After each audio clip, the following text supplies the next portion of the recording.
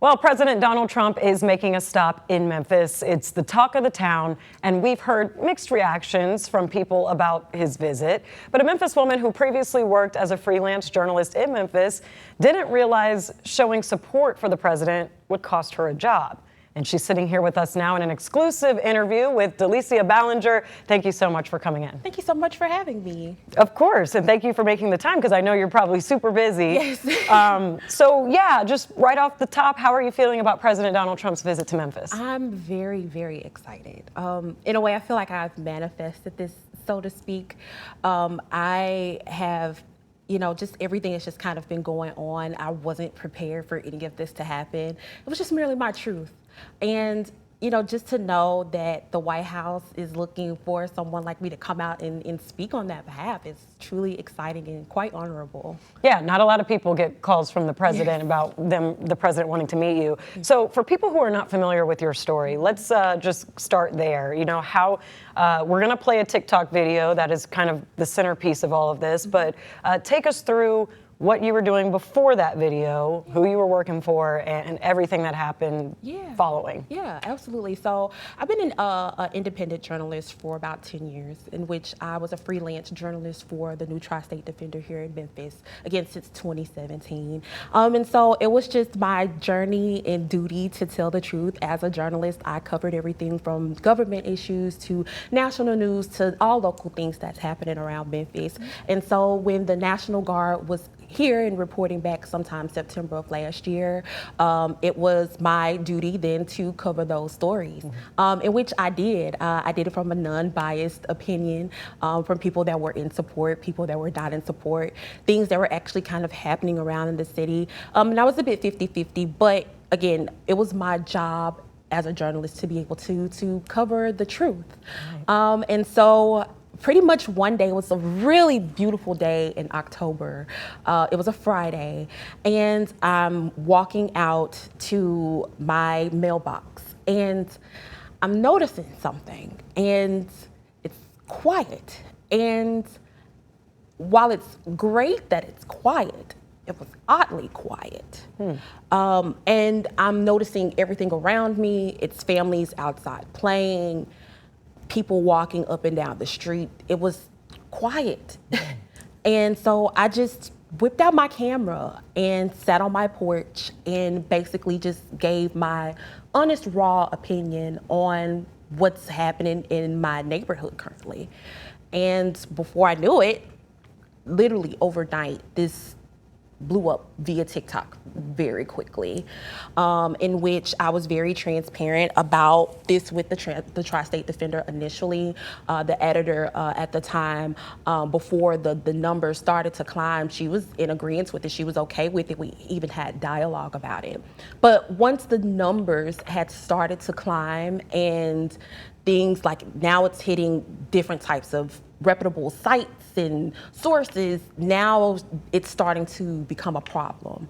I was then presented with an ultimatum as far as,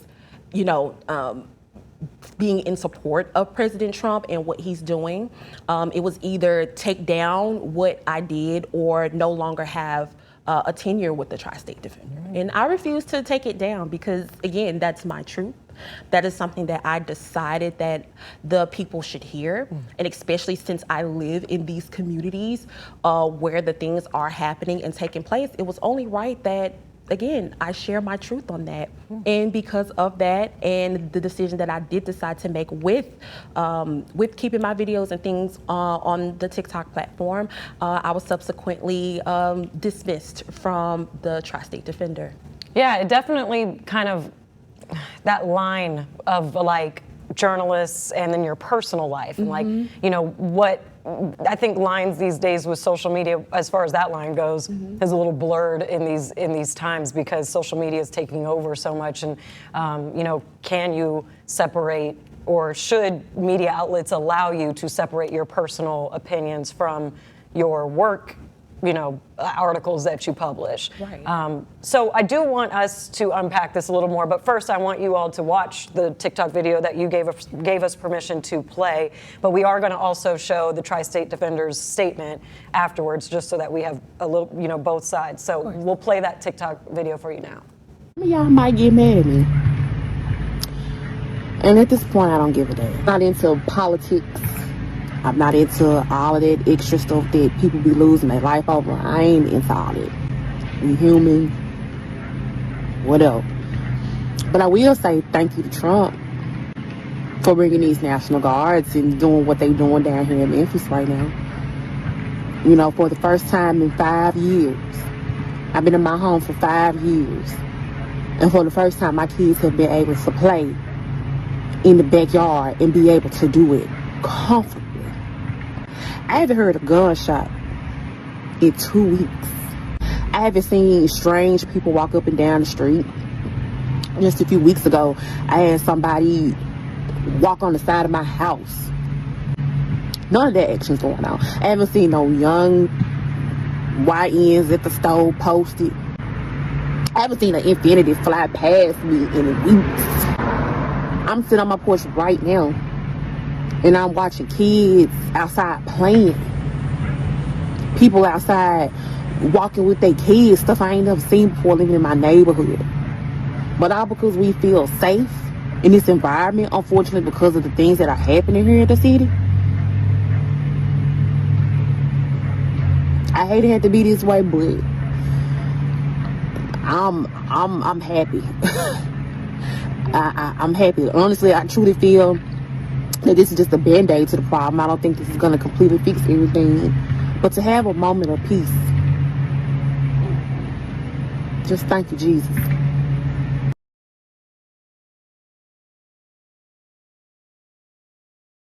And your personal perspective there. So I do want to talk about the statement from the Tri-State Defender. So the Tri-State Defender statement about this, and we can pull up that statement if we can, reads that a freelance contributor who has written for the Tri-State Defender for just over 4 months at this time, of course, has stated that she was fired from the Tri-State Defender. This is not true. She was never an employee of the Tri-State Defender. She could not have been fired from a job she didn't have. As a freelancer, she was assigned to write news articles about the Memphis Safe Task Force, as well as other topics. The assignment did not include writing columns or opinion pieces for either tsdmemphis.com or social media sites. That was part of the statement, the full statement we do have on our website. So Dalisia, your reactions when they sent out that statement? I found it very funny and very interesting, considering the fact that I've been writing for them since 2017. The current editor for the Tri-State Defender is someone extremely new. I actually came under the leadership of Bernal Smith. I just, again, find it really, really, really interesting, considering the fact that when it came to other types of reporting that I was doing for the National Guard, it was fine. I, again, reported it from all angles. And considering the fact that I actually made this video with nothing involved with the Tri-State Defender, I wasn't on anyone's clock, or I wasn't in any kind of TSD gear, anything to signify that I was doing anything other than what I was supposed to. It's just, I don't know. I just found it really funny. Considering everything that I've been with this company and done for this company throughout the years. Most definitely. So yeah, it definitely begs the question there, how much can you do on your personal accounts when you are maybe affiliated with certain media outlets? So I think you've opened up the door for that conversation. Absolutely. Your story most definitely has. So this is not really about, the Tri-State Defender and you, and the TikTok video certainly put you in a viral situation. So since then, you have gotten the attention of the president. Yes. So yeah, let's take the post video. So how did you kind of start making rounds? Really, honestly, after that initial video, I, from that point, start going, because of course, with all of this, you have people that may not agree or may feel different from myself. And it was my duty to go out and seek other Memphians that may or may not have the same experience. And from what I've seen and the people that I've spoke with, we are happy. We are happy, and that's the purpose of, ever since that's kind of happened, that's been my quest, is to show that there's action that is taking place and it's actually changing people's lives. I don't feel that, or I feel that it's my duty as a journalist and just as a human being to tell the truth. I live in these communities. I still, at this very moment, still stay in the Whitehaven community. I love Whitehaven. And it's, what kind of person would I be to not be honest about that? And I just felt like that was my duty. And, and it's not about taking sides. I'm not here to take sides. I'm just an American citizen. I'm a mom at the end of the day, versus when it comes down to being a journalist or anything, I'm a mother. And that's important to me, especially being able to have my kids go outside and play now. So it's been a wild, very wild ride. It's been blessing after blessing after blessing. I've had people to reach out to me and bless me in numerous ways because I'm telling the truth and I'm doing it from a lens that is honest. Yeah, and you're not wrong about that. There are people on both sides. There are people who think the task force is infringing on their rights, that President Trump should not come to town. But then there are people, and people of all ages, races, you name it, saying, I feel safer.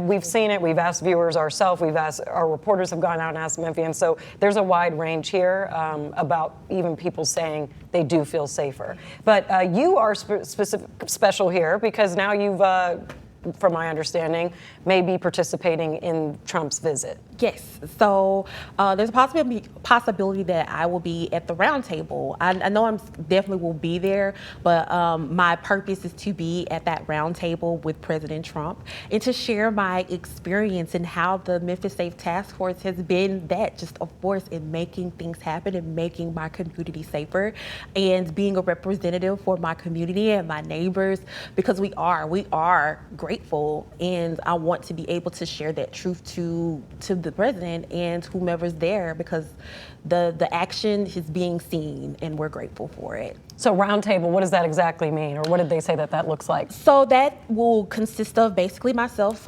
President Trump, and maybe some local leaders, city leaders, law enforcement, and we're all just going to come together and just have a really great conversation about Memphis and how the Memphis Safe Task Force has been a positive streak for us here in the city.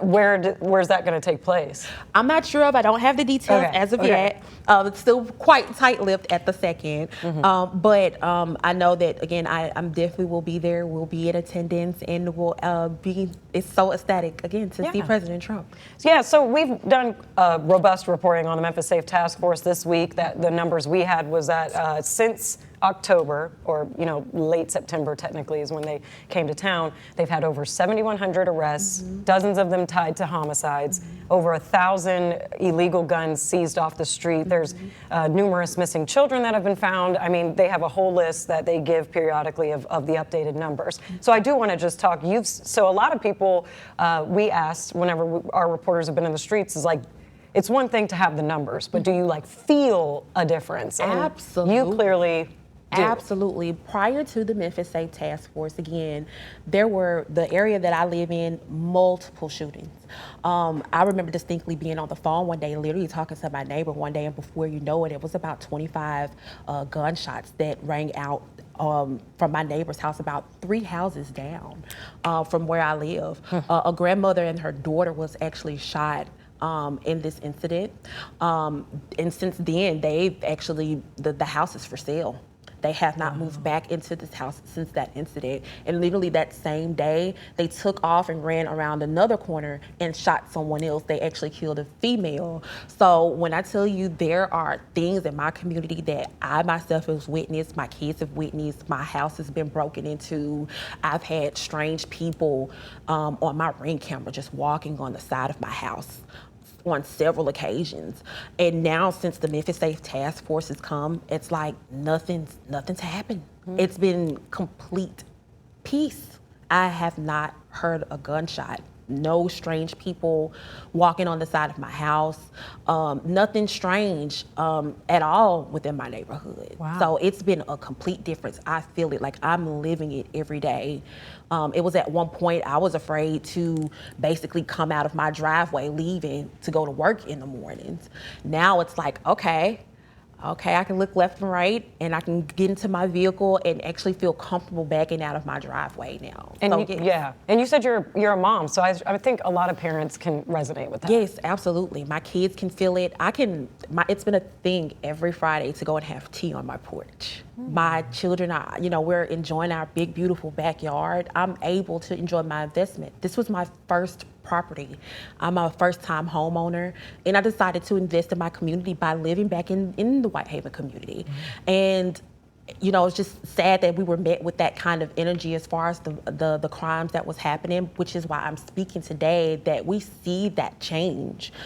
Because now my kids can go outside, and it's been a thing. Like, my kids are having fun in our backyard, and we're really enjoying ourselves. And speaking of your kids, you also gave us permission to use one video of one of your sons, so we could hear that cute little video right now.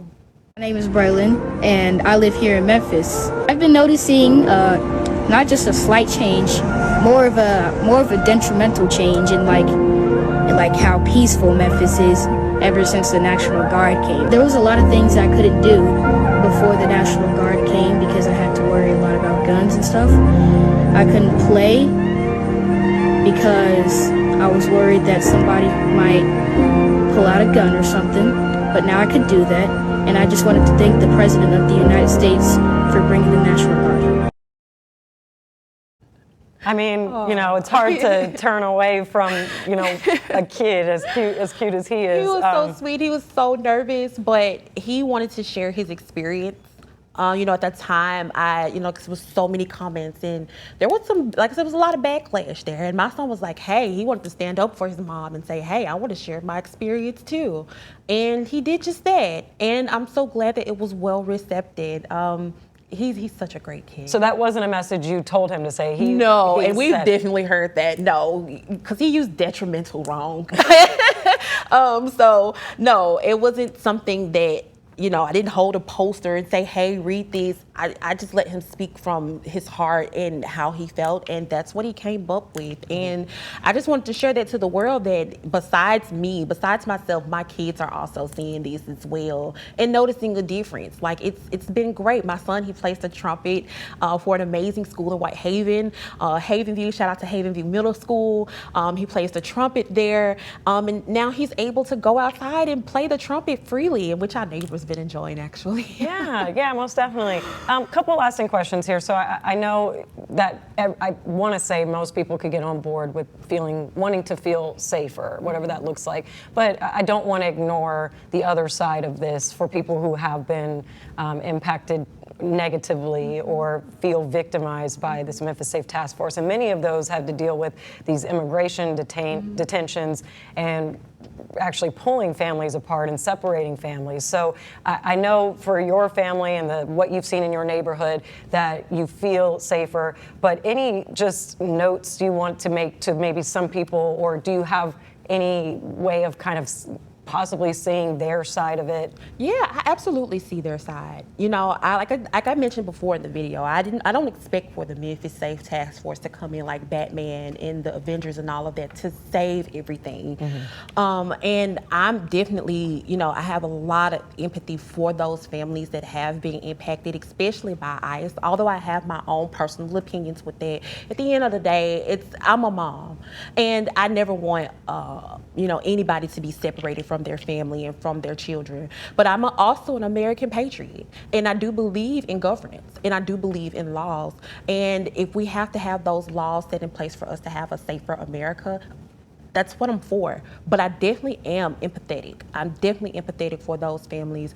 But I just hope that, there can be some kind of, something that can come together. We can all gel this together and be able to coexist lawfully. Okay. Yeah. Okay. So one other question here. Before the video, what would you have maybe described yourself politically as?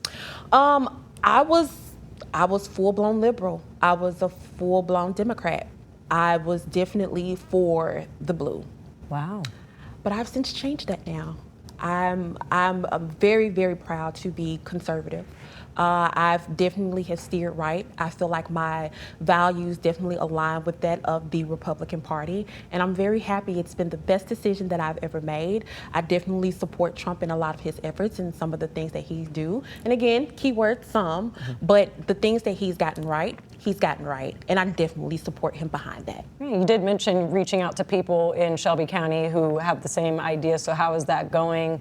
I mean, have you, and you know, being a black woman in Shelby County, declaring yourself conservative, is it fair to say Republican? Yes. Okay. How have you kind of fit into that in a very blue county? You know what? It's been a remarkable change. You know, I've been welcomed with open arms by the Republican County here, and learning more, you know, with that. So it's been a great transition.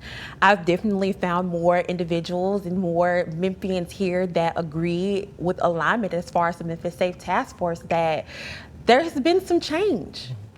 We are seeing a difference, and that's my whole thing, is getting past the fear mongering and the propaganda, is bringing that truth piece and telling people that yes, he put forth the change, and it's definitely making a difference. Okay. Well, we'll end on a exciting note for you, going to accompany the President Trump on his visit in Memphis. So anything that you're just expecting or excited about or hope that he talks about, or just any expectations? You know, really, I'm just happy to be in the presence of someone that made change. You know, little old me, I'm just a girl from Memphis, from South Memphis by way of Whitehaven. I never thought that this would be on my bingo card, to be in the midst of people from the White House and President Trump. So I'm just gonna take this experience, take it all in, and I'm just grateful that just my honesty, because that's what got me here, is just being honest. That hopefully my honesty will continue to open new doors for me and new paths, and really just show that, hey, we here from Memphis, we're really some great people with great expectations. Okay, well, we'll definitely have to check back in with you after Monday. I know it's gonna be a long day for you. Thank you for coming in. Thank you. I just wanna tell our viewers that we are gonna be streaming President Donald Trump's visit to Memphis, starting at 5 a.m. on the 24 Plus app, all the way to 6:30 p.m. So we will be on our cable shows, but please tune into 24 Plus as well to get everything that you need to know. And you will be seeing Mrs. Ballinger as well throughout our coverage. So thank you for watching, and stick with ABC24 for all of your coverage.